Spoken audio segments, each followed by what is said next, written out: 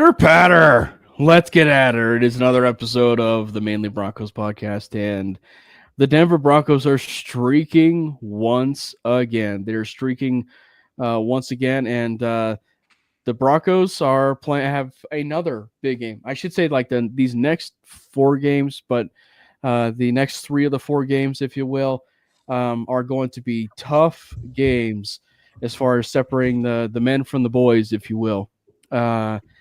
And what I mean by that is, I mean the number 1 seed, them probably officially clinching a playoff berth. But it's an exciting time. It is an exciting time to be a Denver Bronco fan. They've already have the most wins comparative to last year, and it's fun. It is super fun. Make sure you hit the subscribe button for the MHRT Network page. And also follow the boys. Follow Jordan at Jordan T. Lopez and follow Brandon at Brandon Miller PO. We do have a YouTube channel for Mainly as well that you can also subscribe to for Mainly Broncos. YouTube is doing this fun thing now where there are also memberships now. So when you go to the YouTube channel of the MHRT Network, there's a join button. Make sure you hit the join button, and you can decide whether or not what plan works for you. That is simply a choice that for you. We're not going to force it on you, so it is entirely your call. So, but before we dive into the game and of course the streaking Denver Broncos, the beloved Denver Broncos, chat. How we doing, Brandon, Jordan? Doing well. I mean, no complaints over here. Basketball season's been very busy for me, but in terms of football, last weekend got to see right before the Broncos win, my Miami Hurricanes rightfully getting into the playoffs. So last weekend on Sunday, I mean, that was great. Great day for me. Brandon? I'm doing great. I am either happy or sad that your college football team did or did not make the playoffs, sports ball, and I think that'll be a good game. I know nothing about it. I don't follow any college teams, so I'm just kind of like, cool. Whoever's in is in. That's cool. I don't really care. It could be worse, though. I was gonna say it could be worse. You could be a team who just simply elects to not play in a bowl game because they weren't selected to the college football playoff. That's true. It could be worse. But watching the Broncos win and the Chiefs lose in the same NFL week always just puts a smile on my face. Yep. And we'll definitely talk a little bit more about those playoff scenarios and everything, because obviously everybody likes to talk about whether or not we want to be rooting for the Chiefs or, and stuff for this Chiefs Chargers game this upcoming weekend, but it is definitely going to be a fun time, and it's as we said, it's an exciting time to be a Broncos fan. I will say this: the XFL was fun for maybe one era, and it was the "he hate me" era. Ever since then, it's kind of lost its luster for me. I don't know about you guys, but to say the XFL is the best league, I don't know. But I will say the "he hate me" era was quite a fun trip. Can we just discuss real quick how much the NFL is forcing the Buccaneers and us to waste these amazing orange creamsicle jerseys on such a disgustingly terrible snooze fest of a football game that is going on as we speak, and no one knows about it because it's pretty much terrible. I have a question about that. So aren't you supposed to wear either your alternates or your throwbacks 4 times in the season? Dude, no one knows. No one knows. It's kind of in that same tier of what is a catch, I was going to say, what is a football move, and what are the uniform rules.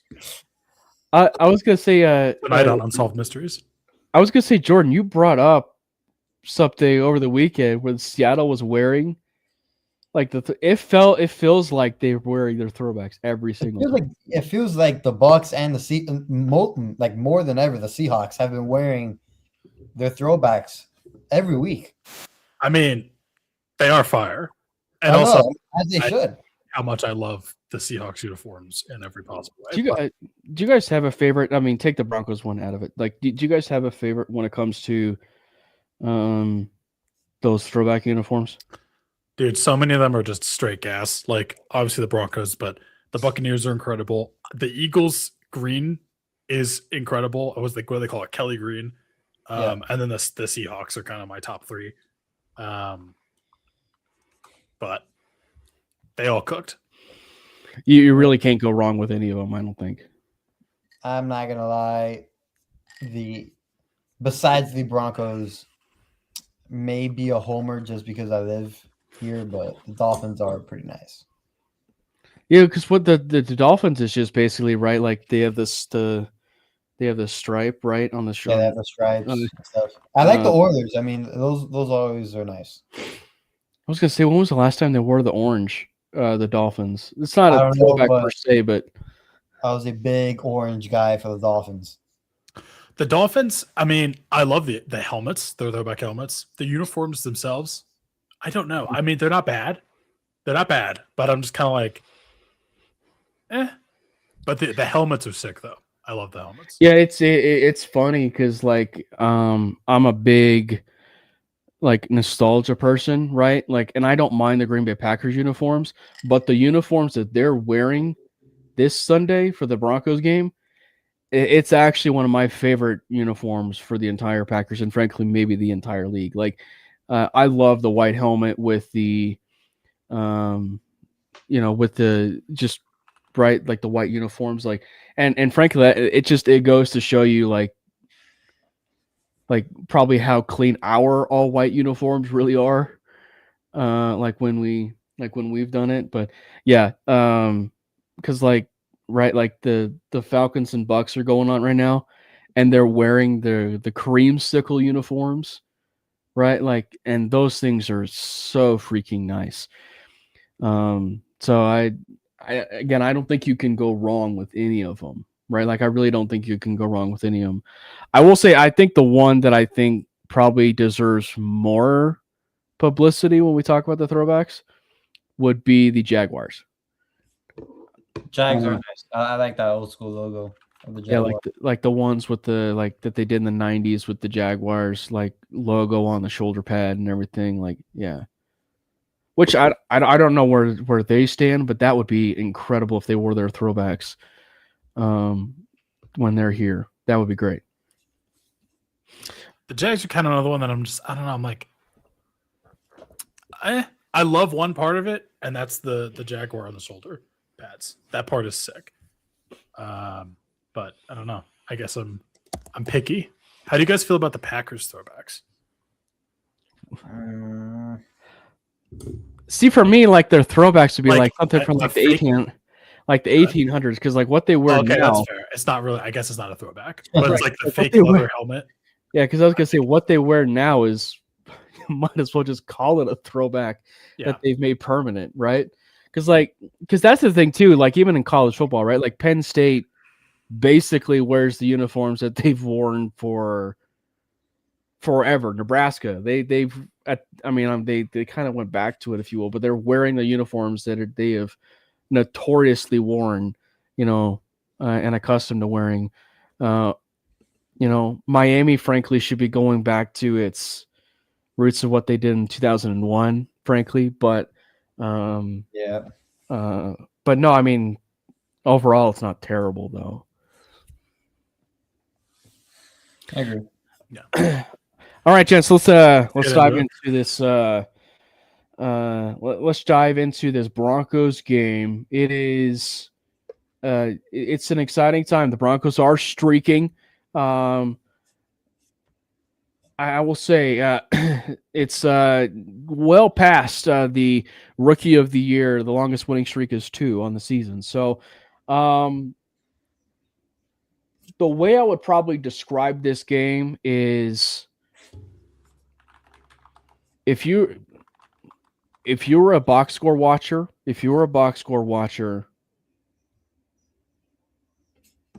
and you didn't watch the game, shame on you.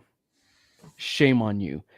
But for the people that are box score watchers, didn't watch the game, and came to the roughly the same conclusion, and I know there are people out there because I saw one of them today that admitted that he didn't watch the game, but he admitted that the Broncos were quite efficient, in their drives. Kudos to you for being honest.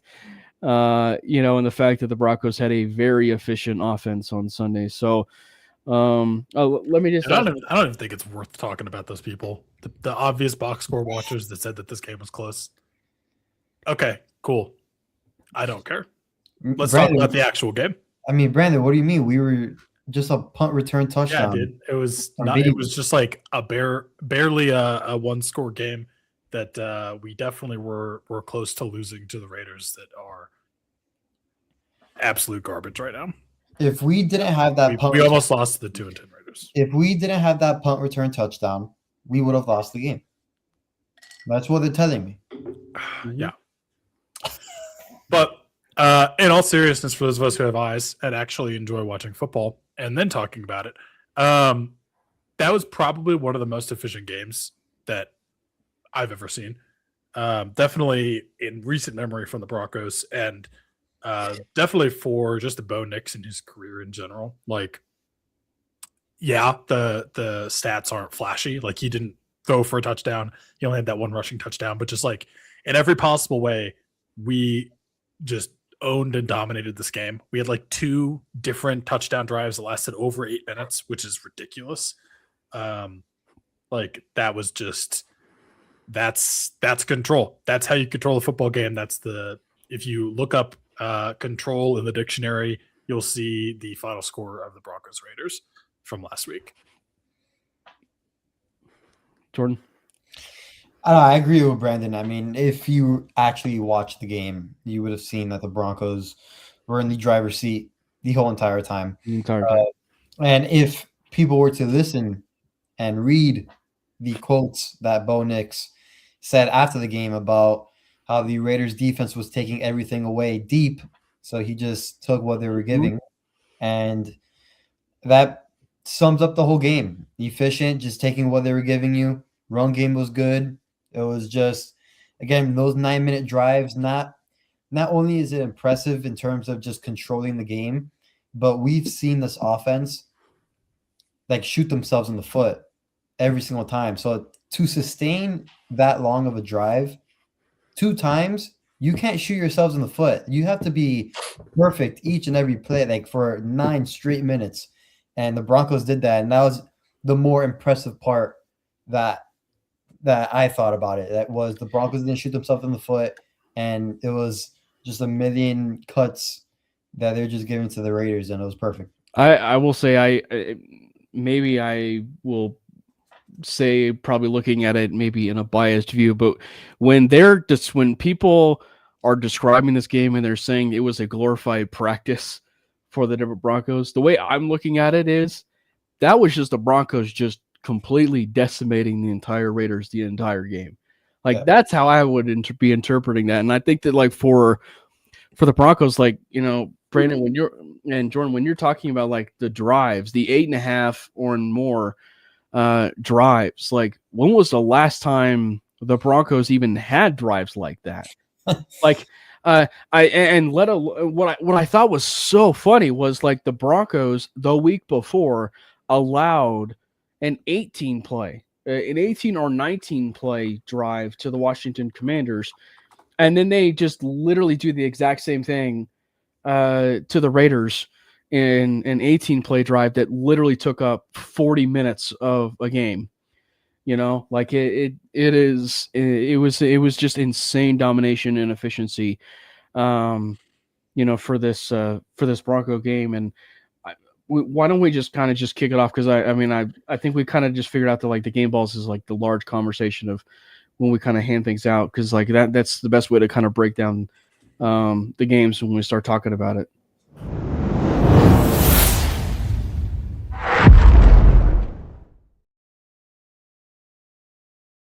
The one thing I would just say, and I want to hear your thoughts about this, Brandon, because it wasn't heated. Like we were on rather the same page in regards to the fact that the Broncos, at least at the point when we were talking last week, they need a back possibly for the stretch for the playoffs, right? Like we agreed on that. It took a little bit, but we agreed on that.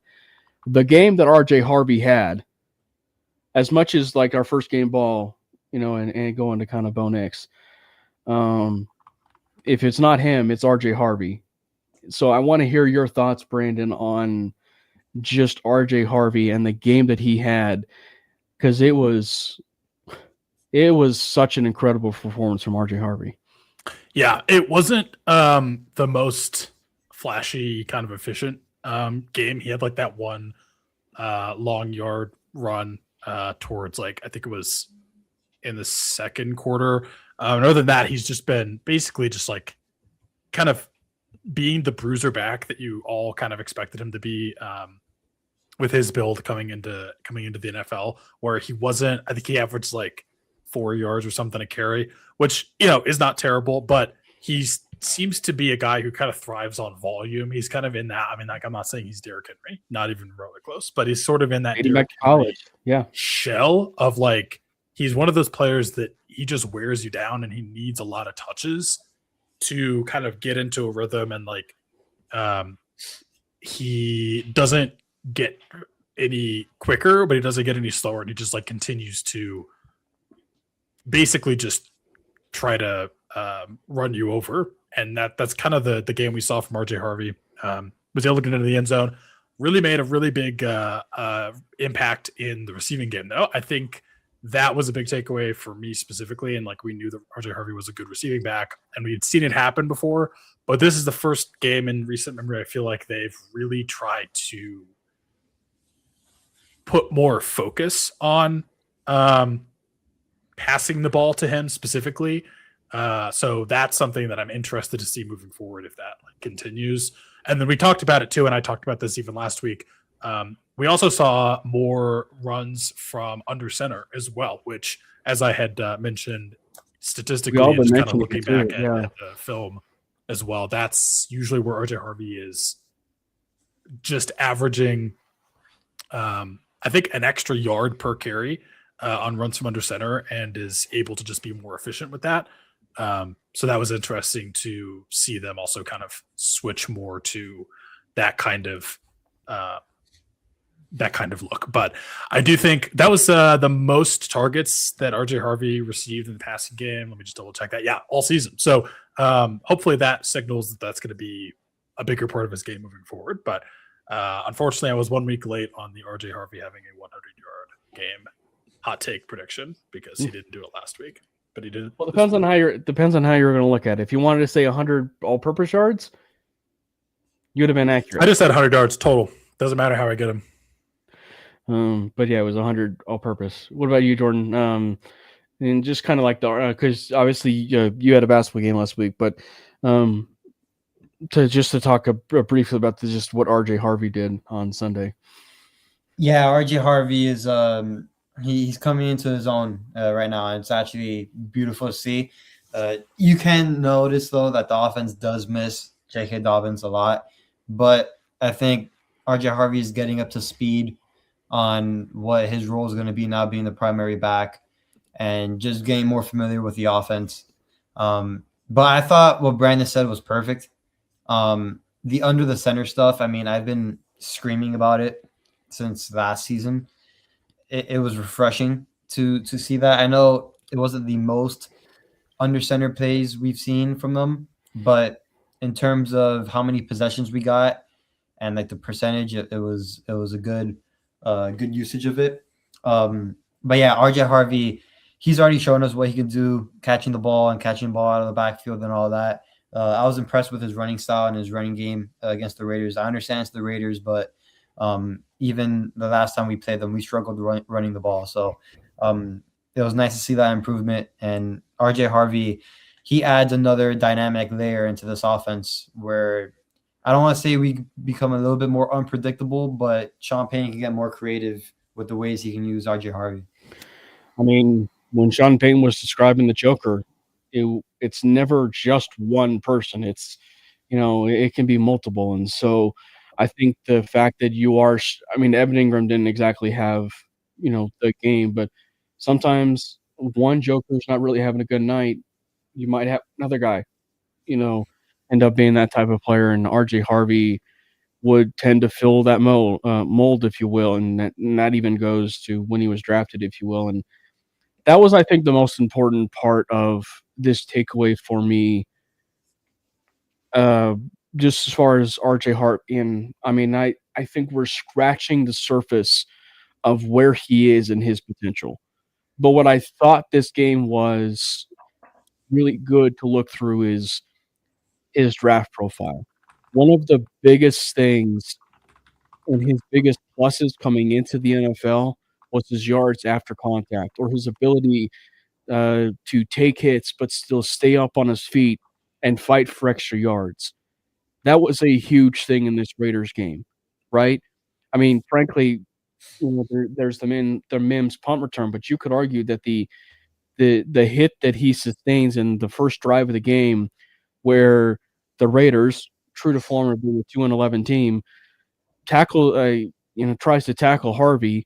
He breaks out of it, but then another guy tackles Jamal Adams, on top of it, and he breaks it into a first down, run. Really impressive break as far as, Harvey and getting that first down. And I thought it was a really nice little look through of as far as like what his draft profile is. And so now you start adding on to the features of the fact that his pass pro the last 3 weeks has gotten better.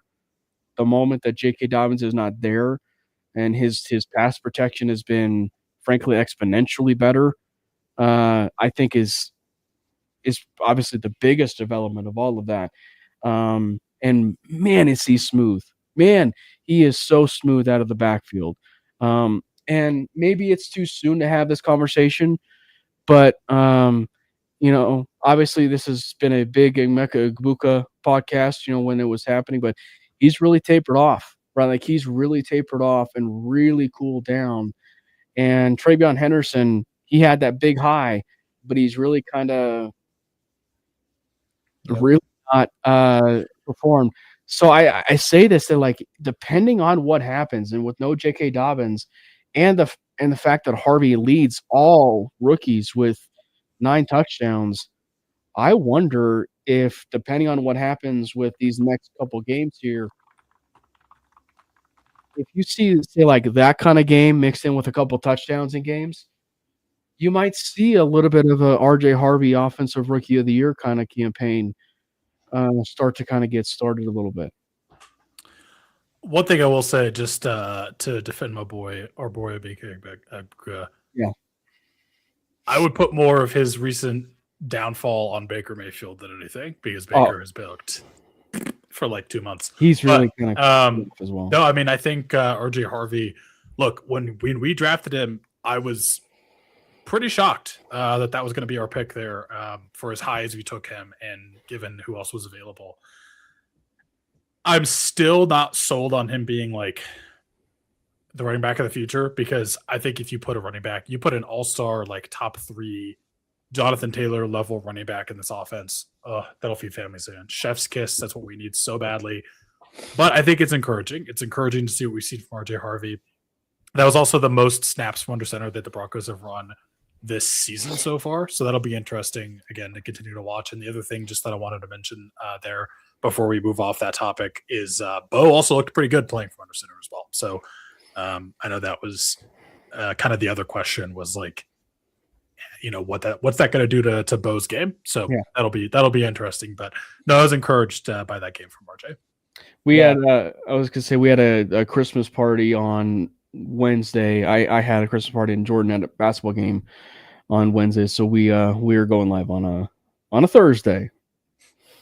No, I was gonna say real quick, like, I think him also being under center can kind of calm his feet a bit, because everything is more in rhythm and more timing routes and just more stuff like that. Like, it's just known that when you're under center more, that it can help in many ways than it can't. So I'm glad, and I'm hoping this is a trend now that we see from this offense, that they're more under center and stuff like that. Bo Nick's stats when he's under center have been really good too for his first 2 seasons. So I expect a lot more, and I expect to see Bo run more. And we saw that in the red zone, and he scored, and it was beautiful.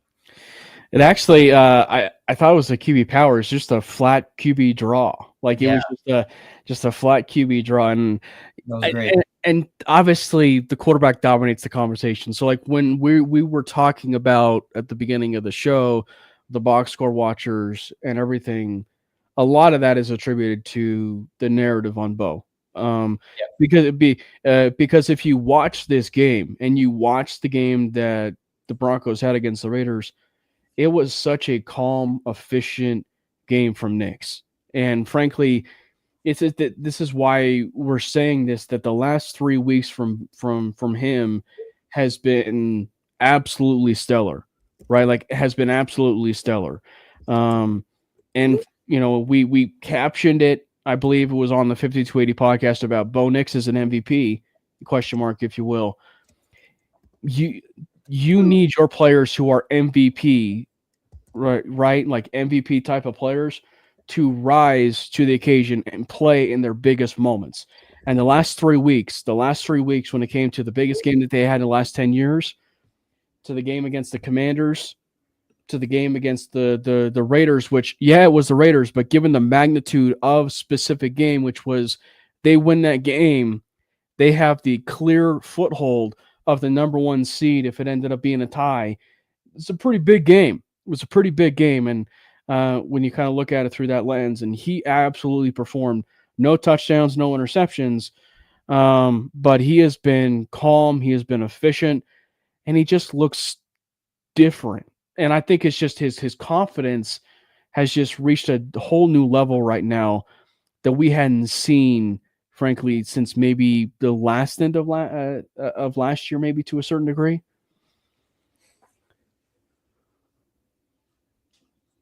I'll let Jordan chime in there if there's anything he wants to say. No, I agree. Like I'm pretty sure. I'm in agreement with him. Like I believe that is the case. It sucks that social media can derail that a bit, but I'm pretty sure that now that we've gotten a lot of games under our belt in terms of like people are watching them. I mean, the Broncos have been on some big games this year to the point where we've gotten a lot of eyeballs on us.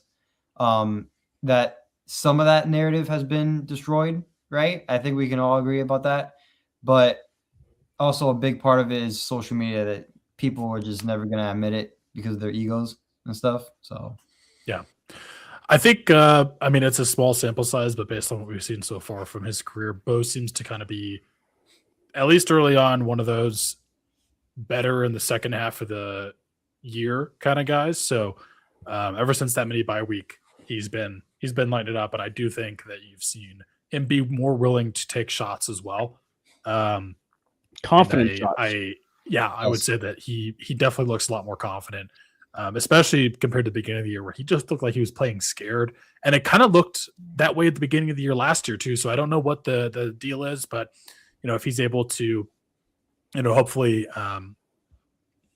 go into this offseason when the season ends and kind of take away from all the success he's had, going double-digit wins in the first back-to-back 2 years of his career, and just being able to kind of put everything together and start turning it on a little bit earlier in the year, a little bit earlier in games. And I wonder if that's similar or in any way related to like why he seems to usually play better at the end of the game as well. He's the second half of the season quarterback. He's also a second half of the game quarterback. And I'm just curious to see if he starts to maybe turn that around as he maybe maintains that confidence from game to game and from season to season. But I definitely think he's starting to get hot at the right time. And like, if you're going to do one or the other, I'd rather start cold and finish hot, because the teams that start heating up when you get close to the playoffs, those are the scarier ones. Those are the ones you don't want to play in January.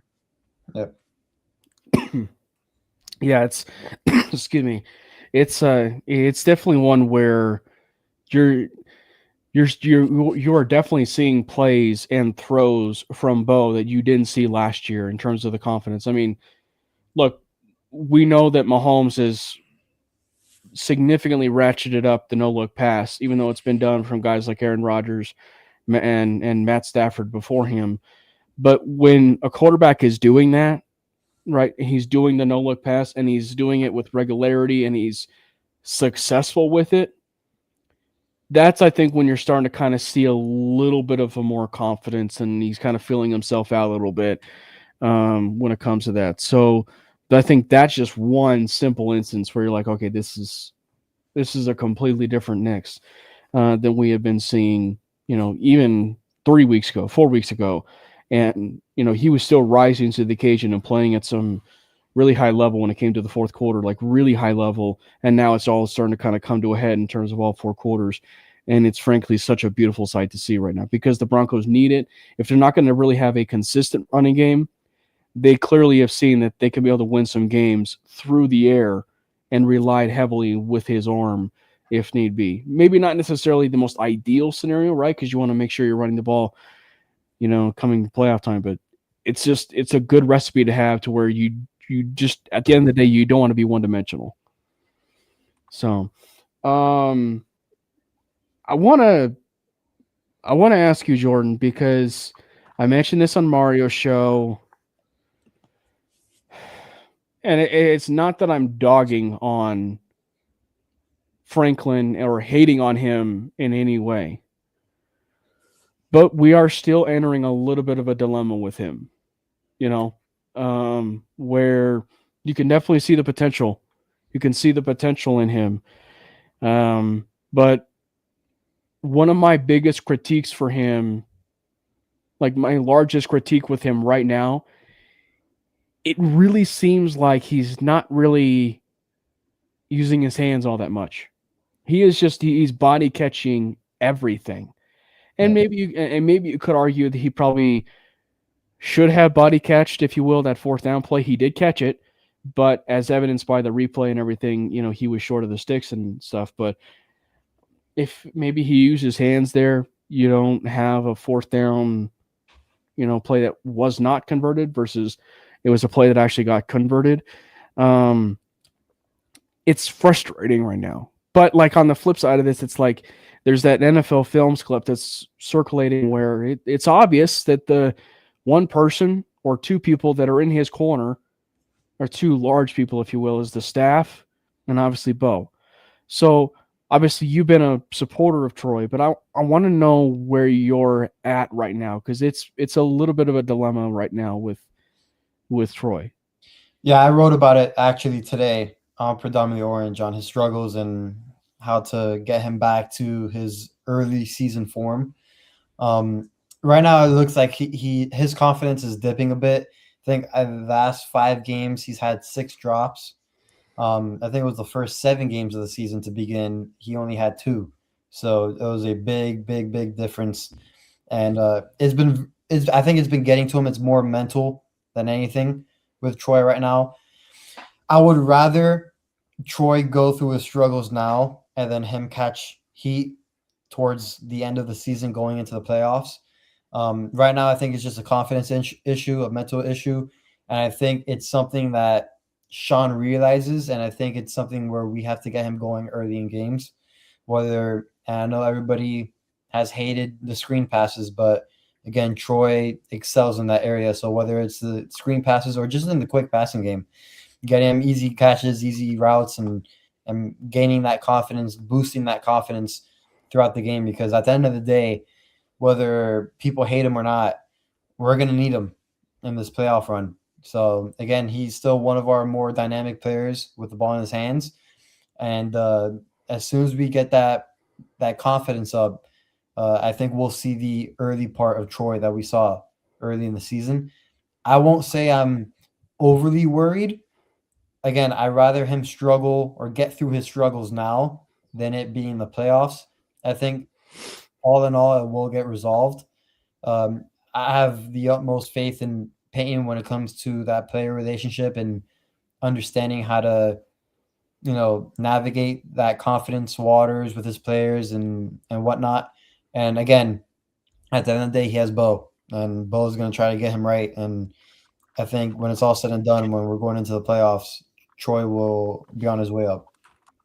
Yeah. What about you, Brandon? Because like we do have the Franklin conversation. It feels like every week, but like it is a very bizarre dilemma because like he is like his quarterback, right? Like every time it feels like you're down on him, right? Like he he rises to the occasion and he plays at such a high level, right? Like so the moment you doubt him is the moment he's catching a 2-point conversion to take the lead, or or catching a really big catch, like that sets up a game-winning field goal, or or possibly a game-winning touchdown. So it's like he's definitely rising in some of those big moments, and he's definitely progressing in terms of the year. It's just one where there's just a few areas that he still needs to get worked on. Man, I don't know what to think about Troy Franklin. As much as I love the guy, I just think the biggest problem with him is I don't know which Troy Franklin is going to show up every week. And I feel like with the way that this team is constructed, you can't have one of your top weapons be like that and be that inconsistent. Because like, yeah, you can kind of say the same thing about Bo, but I feel like when you have a weapon and a wide receiver that is as up and down as Troy is, he almost makes Bo look worse. And the reason I say that is, like, obviously, yes, Bo has had good games. He's had bad games. He's left a lot on the field. He's also had a lot of drops. And I feel like there's been times that if Bo is able to connect on like a couple of those deeper shots that he throws that could have been hauled in, or those like slant routes that get dropped where there was like literally no one in front of him. And I just feel like that's something you can't have when you are a team that, again, is 11-2 this year, looking to make hopefully a deep run in the playoffs and looking to hopefully win from now on in the future. Like, you just can't have that. And I think wide receiver is quietly another pretty big need going into this offseason after this season. And I think a lot of the reason is because you don't know what you're going to get out of most of your guys every single week. And I'm honestly including Cortland Sutton in this. But if you're wanting to, like, I think of all of them, Sutton is probably the most consistent. Although I will say Pat Bryant is looking pretty good. Although unfortunately he's sidelined with a hamstring. Yeah. But like going into a year in the draft where if you want to add more of like a twitchy slot guy that could potentially take over for Troy Franklin. Like, Troy Franklin is not someone that I would say this role is not guaranteed for him, and he needs to step it up. Otherwise, like, regardless, I think we need to add more weapons. But I just think I don't know what Troy I'm going to get, and that scares me. Yeah, and the other thing is, like, the more you add to the room, it's also some that you need to replace, with that. And so it could be a hard conversation. So Lou is still with PO. I would imagine he actually put an article out today, considering I'm surprised his fingers haven't fallen off. He writes like 50 articles a week. So Lou is still there. And then also, we actually have always done shows on Wednesdays. It's just, I think what we do is we just kind of just make sure our schedules and everything and stuff, the way that we can be able to make it work and everything. And so obviously we had the Christmas party. I had a Christmas party yesterday. And then Jordan had the basketball game and everything. And so we just felt it was necessary that we just go ahead and just do the show today on Thursday. But I should say it's been a little bit more of a regular thing as of late. Sometimes has been kind of on Thursday, but in the past and everything else, it's always been Wednesday, same time, same bat channel. So we answered this to a degree last week, Brandon. That said, I don't mean to go too much onto the RJ Harvey conversation we just had, but I will say to Will's question here, if Harvey progresses the way that he did as of right now, you may not need to. Like, you may just simply at this point want to just have a re-sign of J.K. Dobbins, and then and then you simply just have RJ Harvey still, who's just continuing to get better, week in, week out. I mean, I'm always of a draft running back. I'm always in the draft running back camp. I don't think you can have too many running backs. The shelf life, unfortunately, for them is not very long. And I love JK, and I think you want to keep JK, and I love RJ Harvey, and I think he's looked good. But and neither one of these guys has proven that they are able to be consistently available and be consistently able to produce for this team. And so I'm not saying they can't, but until you see that from someone, to me, that's a position like you just throw darts. You throw darts every year.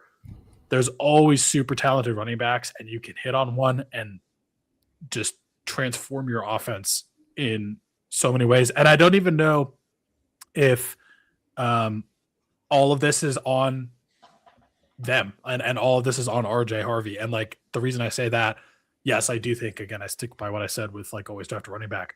I do think there can be a case though for just the run blocking on the offensive line has not been great. Specifically Luke Wattenberg, not been the best. And then we lost arguably. He had a good game against the Raiders. We'll just give him that. He was better against the Raiders for sure, but just in general, that's not his strength. And then Ben Powers being able to, he's been designated to return from IR, which is promising. But yeah. I think if you're going to have Luke Wattenberg and be missing Ben Powers, you're not going to get the same kind of just tenacity in the running game from the interior of the offensive line if you don't have Ben and you're having Luke Wattenberg. So that's just another thing that I'd keep an eye on is, do they look to maybe upgrade the run blocking at all? But yeah, I do think, again, I'm just in that always draft. You always draft one. You can't have too many good running backs. And if you don't have an elite one, they're cheap, they're young. You can get them in the 4th round that are game changers. So you just keep going. I will just say this too. It's as things currently stand now, I don't think there's a wrong answer. But as we kind of progress week after week, right? Because that was Harvey's 3rd start. We have to remember that was Harvey's third start in the NFL. So if things are progressing and getting to that level that we saw in the Raiders game on a weekly basis, maybe that's worth a conversation. Let's although one thing I will say is we're talking about running backs, and I've seen a lot of discussion about this on the Bird app. Is it still the Bird app? I'm just going to call it the Bird app because I refuse to call it X. It's just stupid. I did not start this conversation, but I am so down on the potential trade for Bijan Robinson train. As much as I'm I don't know about trading for running back, that's the exception. Yep. I mean, I didn't know that was an idea. I've seen quite a few people talk about it. I was gonna say Jordan. I don't know where you've been. I was gonna say Jordan. I don't know where you've been, but Lou mentioned that in the chat multiple times. He even mentioned just because of the current state of the Falcons. Dude, also just free Bijan, man. No, take Drake London. That's more realistic. London too, man. I think that's more realistic. Either one. I don't think Bijan's the more realistic, just because Bijan's a freak of nature. I mean, I don't think they would trade one of the best players. But again, Michael Parsons. You're basically giving Sean a Jahmyr Gibbs, like a true Jahmyr Gibbs at that point. Yeah, I mean, I truly believe Bijan's the best running back in the league. So, no, yeah, I mean, I would do that in a heartbeat if that's an option. I would for sure do that. I don't know, it just feels like they're not using him as much as they have before. I don't know what it is. And sorry, I didn't mean to talk over you, Cam. No, isn't Algier a free agent too in the offseason? He is. Probably. I would rather draft Mark Fletcher Jr. than Tyler Algier, though. So, and I mean, there's no the Falcons have absolutely zero reason whatsoever to do that trade. But after giving up assets to go up and get a pass rusher in the 1st round this year, and with the way that offense just looks, and really honestly, that entire team is kind of I don't know what's going to happen. I've heard of crazier things. I'd be happy with either one of them. Yeah. But I mean, and bring Bijan to Denver. and That would feed families. Crazier things has happened, right? That you really can't even describe as far as like it actually going down. Like Peyton Manning is landing with the Denver Broncos. It happened. So let's transition to something that has transpired the last couple weeks, if you will. The defense is playing incredibly well still, but, and that's a rather large but, pause. But they're leaky right now. If there is one thing that you can kind of say, and maybe this is a nice little transition as we're kind of like gearing up for this Packers game, but like that's not exactly the right recipe right now as you're kind of looking into this Packers and Broncos game. Is the big plays has been something that is really kind of doomed in the last 3 weeks. And, and maybe that's just because they really didn't lose a step as far as, when Surtain went out and all of a sudden he's back again. And oddly enough, it kind of has messed with the chemistry a little bit. I'm only speculating on that, but it was because Surtain, he's fine. Like he looks fine. But he's still looks like he's still kind of getting a little bit into game shape. But yeah, Jordan, I want to hear your thoughts too, because it's like they are a little bit leaky right now. And, when you have Josh Jacobs coming to town, who has quite literally owned you, in his career when he was with the Raiders, it's not exactly the best recipe right now. Yeah, it's hard to defend Denver's defense in terms of the conversation of the number one defense in the league right now, just because like a few weeks ago, I was all on board on defending them without a doubt on they're the best defense in the league.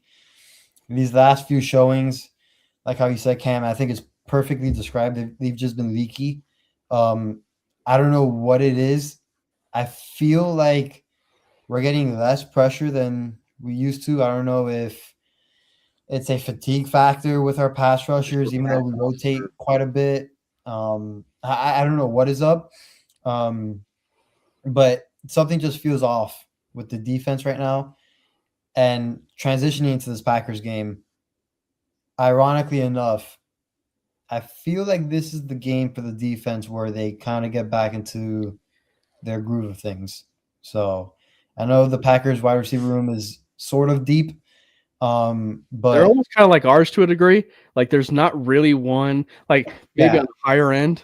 But I agree. Yeah. And I think this is the game for the defense where they get their swagger back. Brandon, it has to be. We're coming up on. This is the test, boys.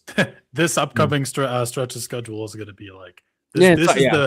This is the pregame for the playoffs, if you will, for the Broncos, because man, this Packers team is getting after it, and I'm excited to kind of see what this is going to look like. I do think you're going to have to see, like, just by necessity, both sides of the football for the Broncos that have both been, let's say, inconsistent for most of the year, whether it's like the defense being elite or the defense like just somehow giving up touchdowns to people that you've never heard of before.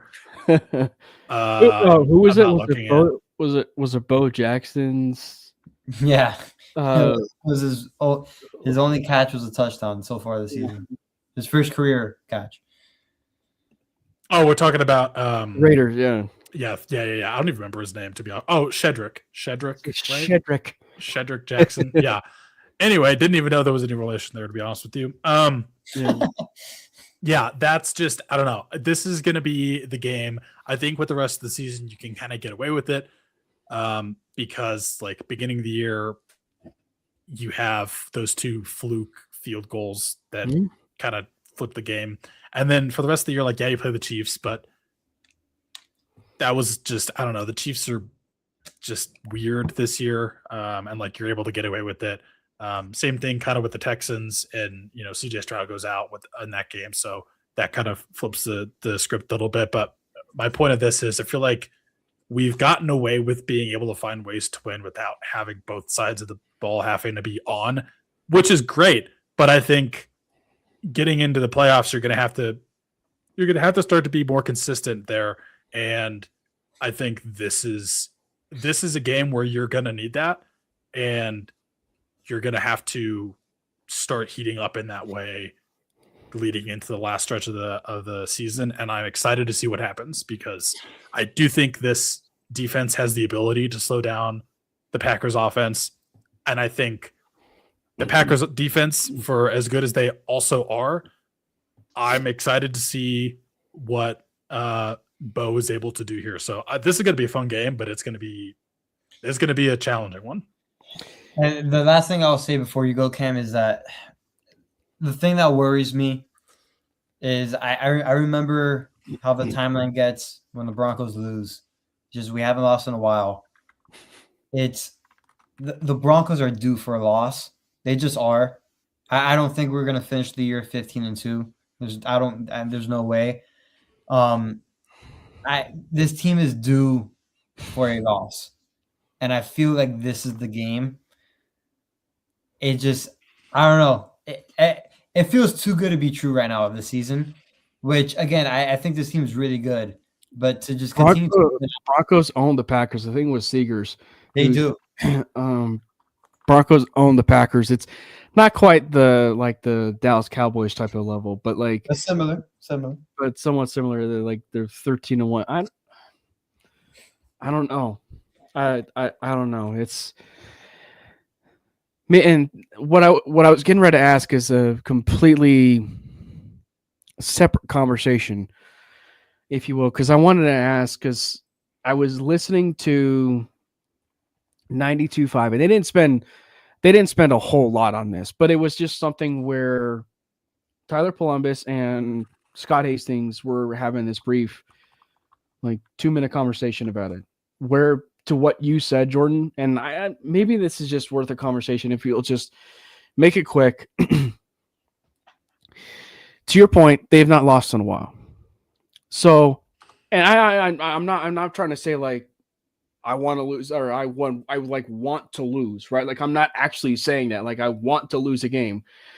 But to what Jordan is saying, like they've not lost in a while. So would you rather this streak continue to add up, but in every single game, the moment you are winning games, right, the pressure is just more and more and more mounting for you as you're progressing through the postseason, which, I mean, it makes it more and more, impressive for sure. But would you rather, and this was their question, would you rather them lose a game? And the way that they said it is for them to learn how to lose again, is the way that they said it. So like, would you rather them lose again and then kind of just start fresh and everything, in this end of the season? It's tough because, like, I was talking about this with my brother. Like, he asked me, like, there's no way you want to go into the playoffs like still on your winning streak, because like there's like you're gonna be due, and I'm like, it's more brutal, right? I know, but it's weird. Again, I don't want to lose, especially that, again, the Chargers are only 2 games right behind us, so we actually like have to be in these must-win games. But like this, I don't want to say the team has to come back down to earth, because I think Sean Payne is smart. I mean, again, he's a Hall of Fame coach, so he knows what he's doing, but like he understands what it takes to continue to win and stuff like that. He understands what it takes not to lose a game. So it's a mental gymnastics with me with this question. I know. I've been fighting with it since we've beaten the Raiders, to be honest. So it really is tough. I wish I can give you like a strict positive answer. I just don't know. And because like at the end of the day, I don't want to lose a game, right? Yeah. Like Brandon, like I don't want to lose another game, but it's one where the pressure just continues to mount for every game when you're on a winning streak, right? Like, and that's what made, not to go to a different sport here, but that's what made the Rockies streak so impressive when they won 21-22 to go to the World Series. Now they had that layoff before they played the Boston Red Sox and everything, but like it was such an impressive streak that I would argue they win the World Series. That's probably one of the best winning streaks and championships of all time in any sport. But like it's one, Brandon, where it's just like I don't know, like because the other side of this too is like I don't know what would hurt me more, Brandon. It's like, so say the Broncos hypothetically lose this game, but they lose it like 34-17 versus like 34-31 or something. You know, like that point I would be almost like, man, I'd be completely devastated for the fact that I lost that game 34-17 than I did losing at 34-31. I mean, look, we're gonna lose again. Like it's just gonna happen. I've accepted it. Like there's no way we're not going 15-2. Yeah, Like, exactly. that's just the truth. As much as I love this winning streak, at some point it's going to come to an end. And I don't know when that's going to happen. To me, unfortunately, I feel like it's either this week or the next week. The Jaguars are like low key hot. I don't think Between they the two well of them, on the I'd road. rather lose to an NFC team. I was gonna say they don't play on the wall on the road. I don't think Jacksonville. Yeah. Those Florida Didn't boys don't they- want that cold weather. I'll tell you that for a fact. No, that's a good point. Yeah, I'm actually curious. I'm gonna look up their schedule because, like, was the Chiefs game in Kansas City that they won early in the season, like week 4? The Chiefs game was in Jacksonville. Oh, okay, never mind. I thought that was in KC. Anyway, yeah, I mean, it's gonna happen at some point. I'd rather lose to an NFC team than an AFC team, personally, just Yes. for conference standings. Yes. But I do think I don't know what it is. Something's telling me it's going to be a good game. So if it's a good game, I don't care if we win. I don't care if we lose. It'd be cool to beat the Packers. This is going to be a test. There's going to be. I'm excited. Yeah, I think This is going to be a tough 4 weeks. I think I said it to Jordan before you hopped on. I said the Broncos have to at least go 2-2 the rest of the way. Yeah. Yeah. I think we're all in agreement that we just want to play good football right now for this week. Again, it'd be awesome if we win. We understand that a loss may be on the horizon, but as long as we're playing good football heading into the postseason, that's all I care about. And I'm not. I mean, you guys know by now. Like I tend to like talk sometimes in talking points of like sports psychology at times, and I just have to wonder the moment a loss happens.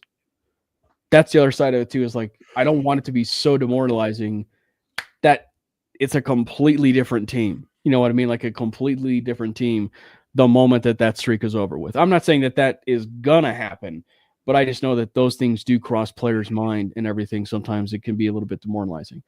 I think with Sean Payton and stuff and him manning the ship and running the helm there, I doubt that would happen. But they're human. They're human like the rest of us. And, you know, those kind of things do happen.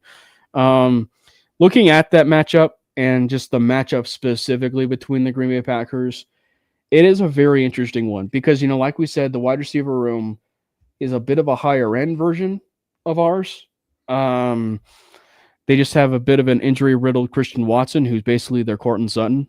Yes. And then they have just a bunch of solid dudes. I will say the only thing that's a little bit different between the Green Bay Packers and the Denver Broncos is they utilize Jaden Reed and we don't use Marvin Mims.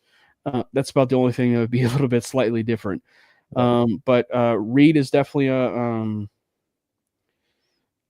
I think that, you know, it's one where it's one I don't want to sleep on them, you know, because like, you know, when I look at some of the players that was a really solid one in that room would be Dontavian Wicks, and if you actually look like the last couple weeks, he's kind of gathered a little bit of relationship with Jordan Love, but it kind of starts and ends, right? Jordan and Brandon with Josh Jacobs, though. Now Yeah. he did miss. He didn't practice today. He did not practice today. I'm Yesterday. still. He didn't even practice today, How either. about this? Okay. It is definitely something that I'm monitoring. But it's also one where it's like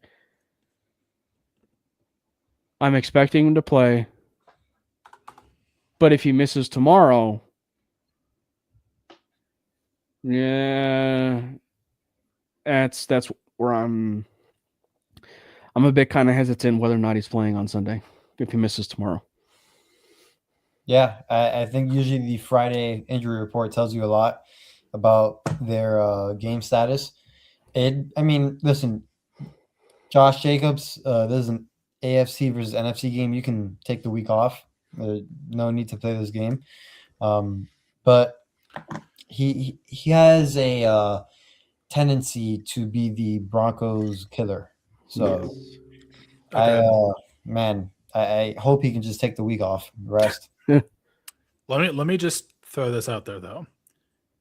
Is it Josh Jacobs or was it Josh Jacobs being on the Raiders? Because I feel like the Raiders, for some reason, are kind of always that team that for some reason they play us ridiculously hard and seem to do well even if they're terrible against us. So it's like I don't know if it was Josh Jacobs or was the Raiders organization. I guess we were going to say we would find out on Sunday. But it's a knee thing, right? Like it's a knee thing. It's a with knee Jacobs. injury. And so we know that Jacobs is a bit of he likes to bounce, runs on the outside, and he likes to bounce a little bit as far as a runner. So maybe having that knee kind of limits things a little bit as a runner. So that might be something to kind of watch, if you will, if you're Josh Jacobs. But so the other side of this too is like I don't want to sleep on him. Like I really don't want to sleep on him. But Jordan Love is also, not to do the comparison to Bo a little bit, but it's just like because I think if there's one thing that we've seen with Bo in the early part of his career is he's streaky, but when he's red hot, he is really, really, really good. When Jordan Love is red hot, he's on fire. There's probably not a quarterback in the entire National Football League, except for a couple, right, in elite quarterbacks that can go toe to toe with him. So, and the last game that the Broncos had against the Packers was a defensive juggernaut game. Mance was the defensive coordinator, and I think that was the game or a couple games after the Miami game that when they won. They won 19-17, I believe it was, but it was after the Miami game where they lost 70-20, I think, because then at that point was when it started the whole streak. Yeah, that's what started it in 2022. But he was not good in that game. Jordan Love was not good in that game. So the only thing that's just, I would just say, no, I shouldn't say the only thing, but the thing that's just majorly different is Love's a different quarterback than then. And obviously Tucker Kraft is not there. That's a significant loss for them. Luke Musgrave might not necessarily be a guy I want to, sleep on, because like he can be able to play a little bit. He's not Tucker Kraft, but like he's one that I don't want to, lose sight of. But like, I don't know. The Jordan Love conversation for me, guys, is like one where it's like, if he's red hot, it is going to be a showdown from start to finish if that's going to be the case. Yeah, I agree. Jordan Love, in some aspects, there are similarities between how social media may portray both of the quarterbacks, but I would also say Jordan Love is facing the same defense, but he really isn't at the same time. He's not facing this version of Nick Benito.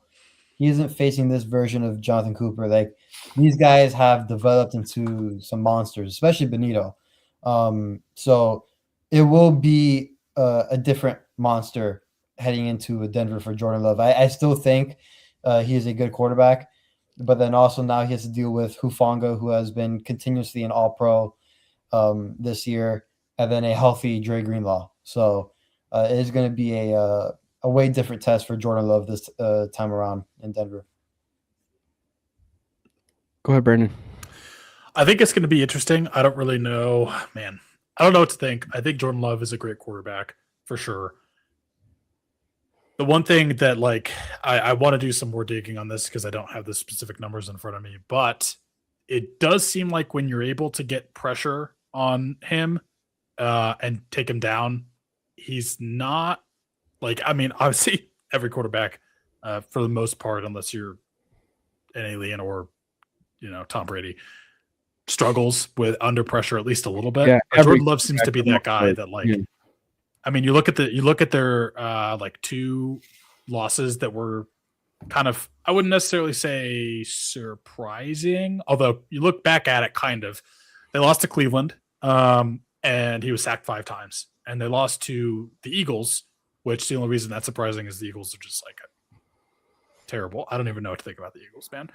And he was sacked 3 times, and those were the most pressures that he was under all season. So that is something to think about. And is this pass rush going to get back after it? Because it does feel like they've been just not quite as good as you have seen them be in the past. What up, Maddie?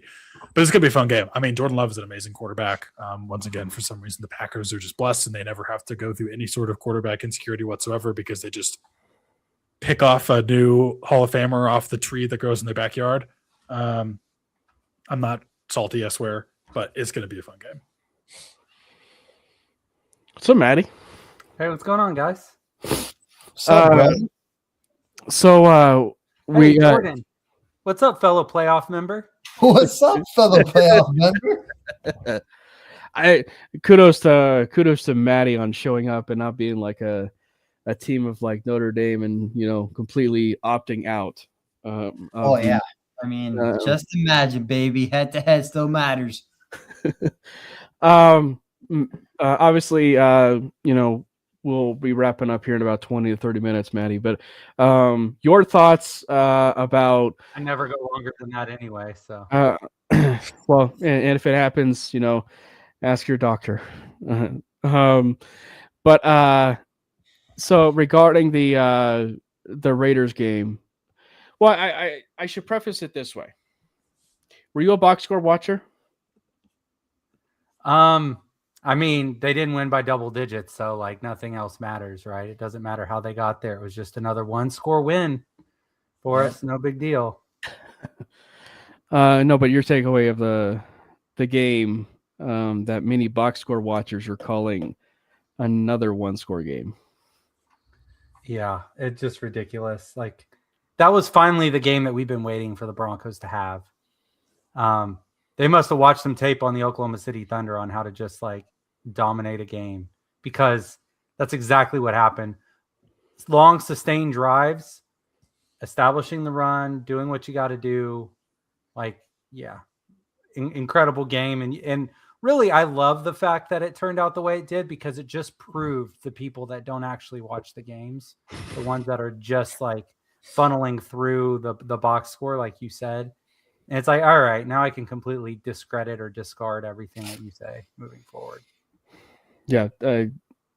We talked about the box score watch, and so I don't know if I said this, but I'm a journalism major, and one of the teachers when I was taking a class said, you could write a story if you're looking strictly at a box score, you can write a story off of, what you see in a box score. And I think that that's true, but as evidenced by what you clearly seen in this Broncos and Raiders game, it clearly does not tell the story. It clearly does not tell the story. But even then, I'd argue if you're seeing the fourth quarter and you're seeing the 10 points that happen in the fourth quarter, you could probably use your determination of the fact with your own eyeballs looking at that box score and saying, oh, these were garbage time touchdowns in the fourth quarter.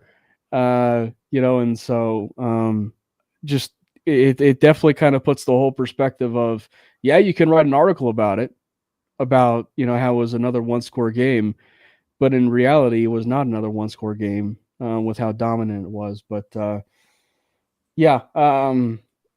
So you just kind of transitioned as we were came in here, Maddie, as we were talking about the Packers and Broncos game, and you were there when I asked the question, and and Jordan actually brought it up to a degree. When I asked the question, it was a couple days ago, and granted, I heard it on the radio from Scott Hastings and Tyler Columbus when they said that the Broncos haven't lost in a while. And would it? They're due for a loss. They are due for a loss. So how would you feel about the whole, having a 20-game winning streak, if you will, that just keeps adding up all the pressure each and every game versus they got a chance to lose one in a little bit and recalibrate a little bit. Okay. Previous wins don't dictate future results. So if we're flipping a coin, right? It's a 50-50 chance. If it lands on head 6 times in a row and we go to flip that 7th time, is it smart to say, well, tails is due? Or are you like, no, it's still a 50-50 chance? Like over time, some things are going to happen. But in that one scenario, you can't just say, okay, like, well, tails is due. Oh, shit, heads again. Like, it's the other things don't dictate what's going to happen in the future. This team is looking at it the same way. Each week is new. That's why the 0-0 mantra matters, right? Yeah. Yes. This is a brand new week, brand new opponent. First of all, like, for some reason, like we go Super Saiyan when we got to play against the NFC. I'm not worried about the Packers. Listen, if I wasn't worried about the Packers when Aaron Rodgers came into town in his heyday, I'm not worried about the Packers with a beat-up skill position set surrounding Jordan Love. And the fact that the Packers are, 2.5-point favorites is straight up disrespectful. And that's the best thing. Vegas actually did us a favor. So if you were like, oh, they're going to rest on their laurels and, oh, they're on this win streak and they might drop a game, that could have been last week, but it wasn't. We came out and handled business. We're definitely coming out and handling business at home as underdogs. So disrespectful with the best record in football to say we're going to lose at home. Nah, bro.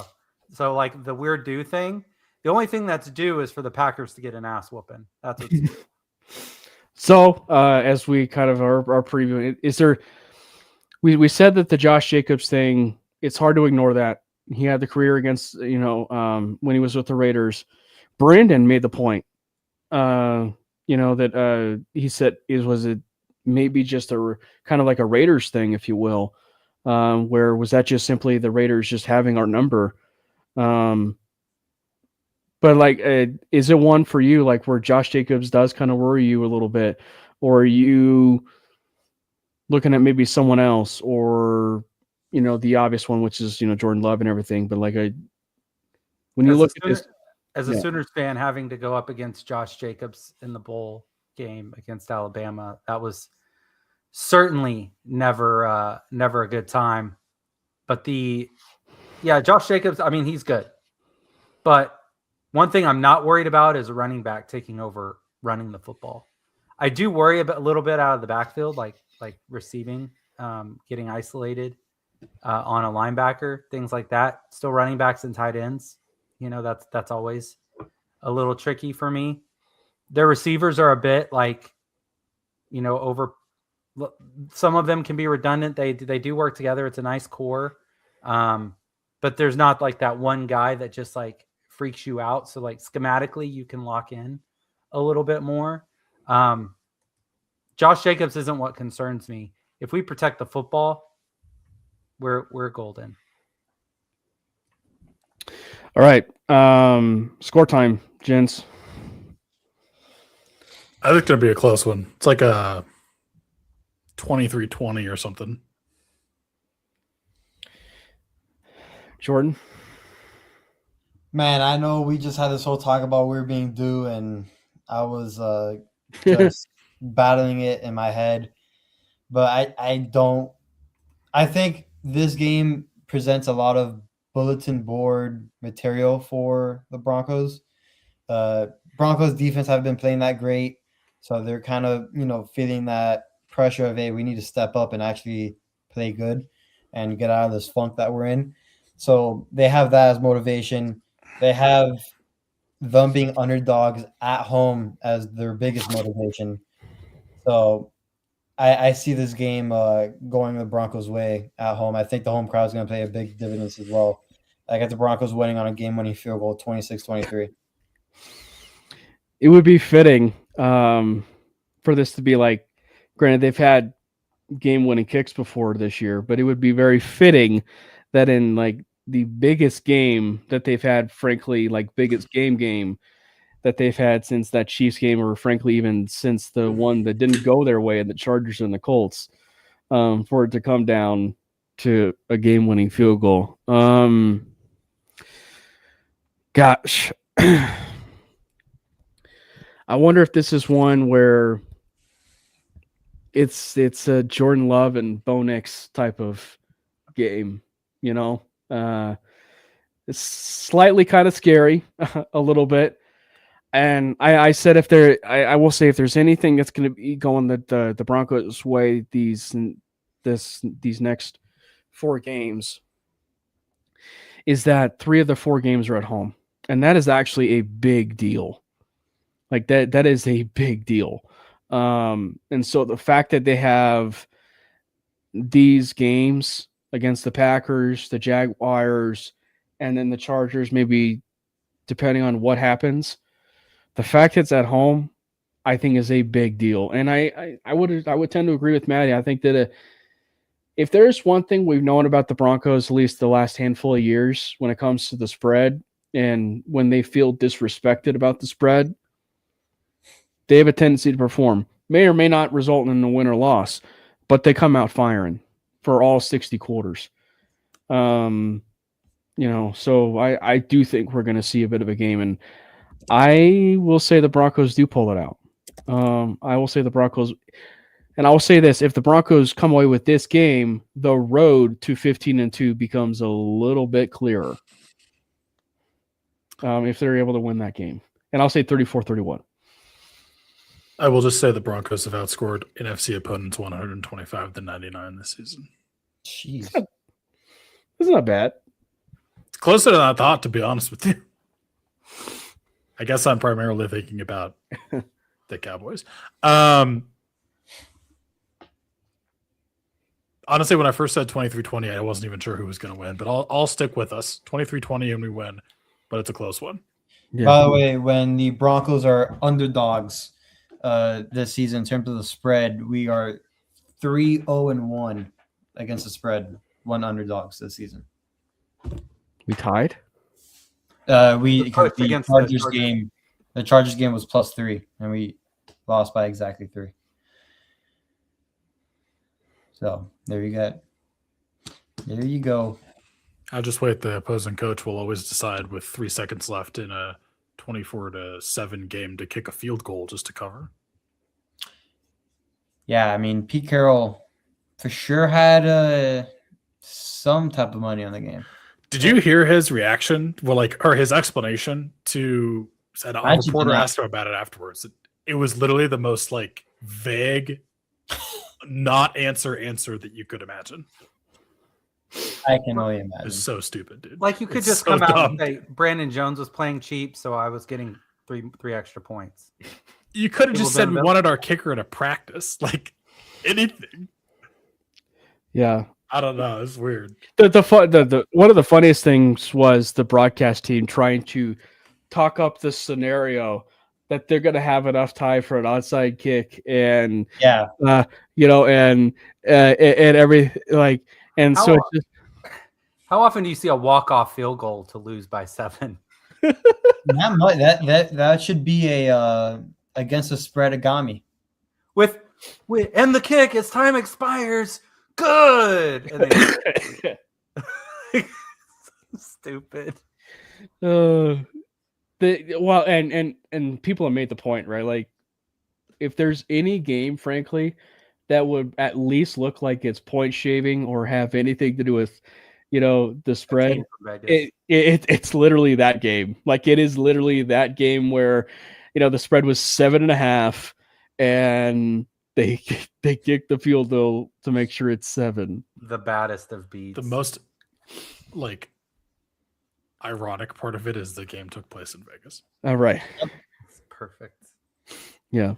So hopefully, well, it doesn't actually give me at all any hope when Nebraska plays Utah in Allegiant Stadium for the Vegas Bowl, for that spread. But no, yeah, it's gonna be, it's definitely gonna be an exciting, I think, game, and I think it's gonna be an exciting game. I think it's been probably one of the better ones too.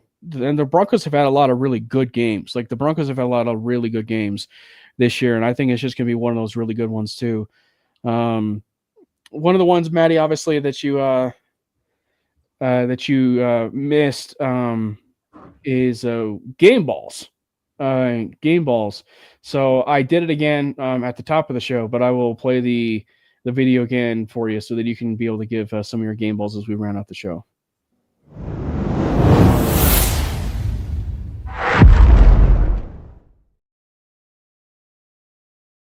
It's a second edition, if you will.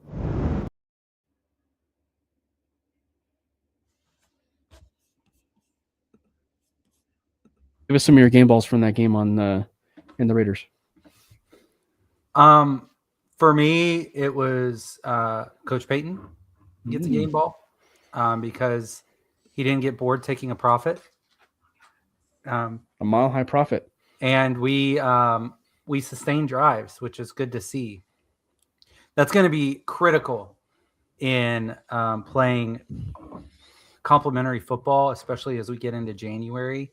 Being able to sustain drives, keep our defense off the field, allow them to rest up so that guys like Benito can just go balls to the wall. Yeah. So that's good to see.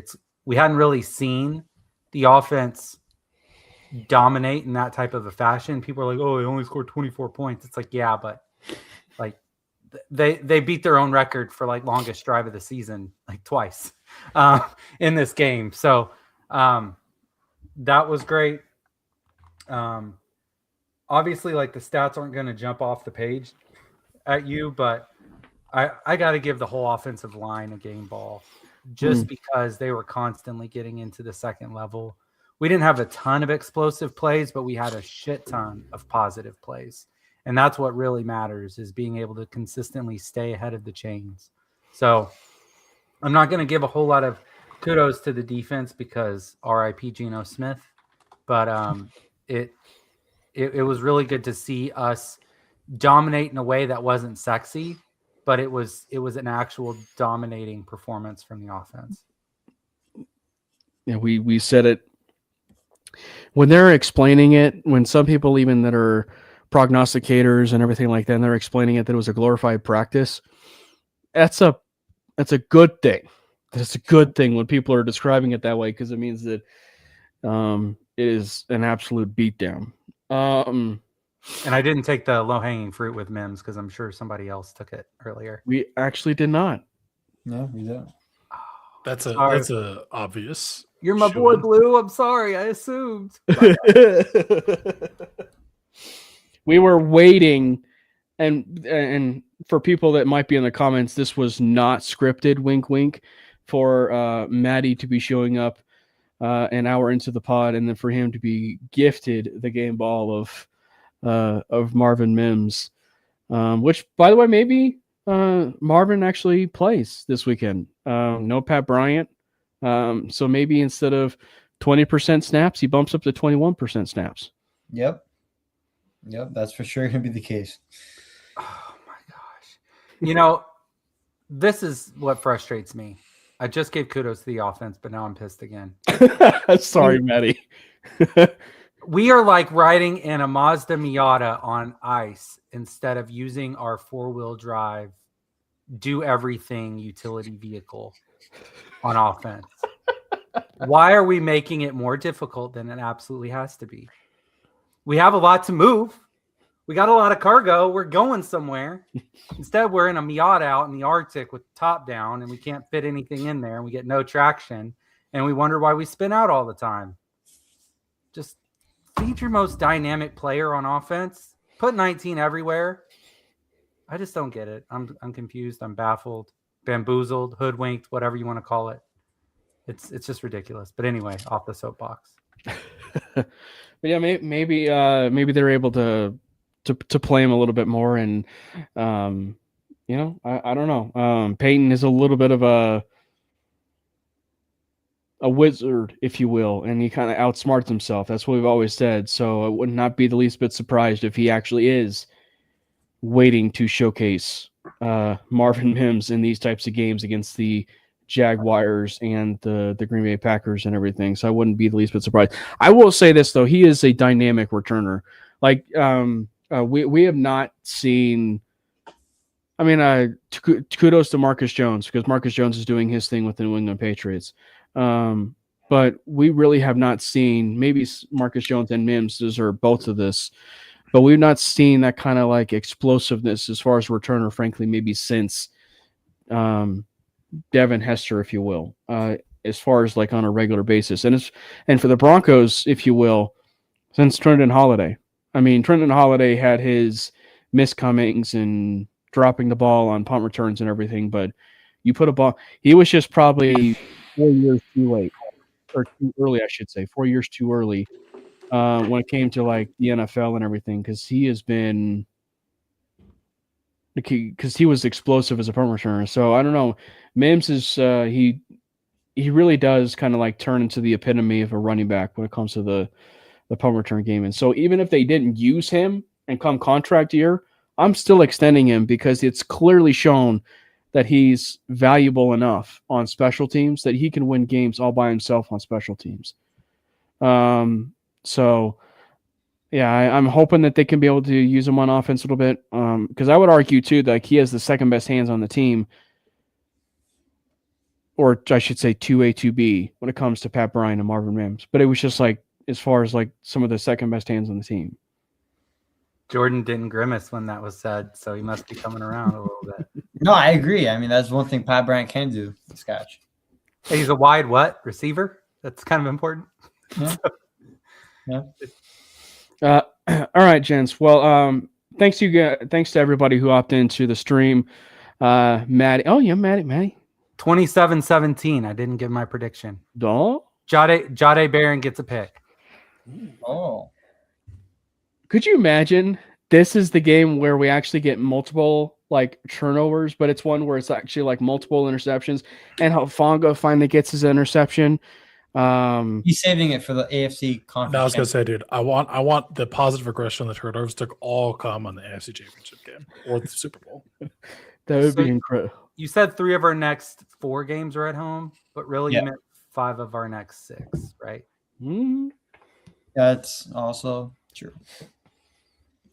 I see what you're thinking there, Maddie. 27-17. You would be the first person of the 4 to have double digits. That would be, I mean, if you want a statement win, you know, that would put a lot of people in a corner that are negative Nancy's if that happened. So, all right. Well, thank you to everybody who opted into the chat. It was a lively discussion. It was a great conversation. Make sure you hit the subscribe button for the MHRT Network and Mainly Broncos. And also, YouTube is doing this new thing now where they're doing memberships, subscriptions. So when you go through the MHRT Network YouTube page, there is a join option. And you can click different options as far as the subscriptions. There's 3 different subscription levels. You can pick whichever one is the best suited for you. So make sure you do that. And we thank you so much for subscribing to the MHRT Network YouTube channel. Follow the gents for the Mainly Broncos podcast. Follow Maddie at Maddie Moles Pod. Follow Jordan at Jordan T. Lopez, and follow Brandon at Brandon Miller PO, and myself, of course, at Cameron Parker PO. It has been a phenomenal show. We are also doing, by the way, short form. Our short form has massively taken off in the last 3 months.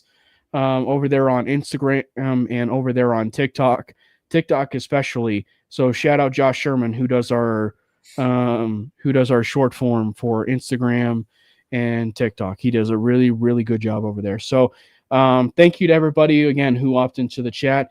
And until next time, hopefully next week we are talking about a Denver Broncos victory. Let's go Broncos! God bless Bo Nix! Slurpee? Radical. Slurpee? Fast lane when I pass in the street, bag of money in the passenger seat. Tempo's been asking for me on the road from the west to the east. Way up, I might never come down, cause the coast racking up the flight miles. So high, I might never come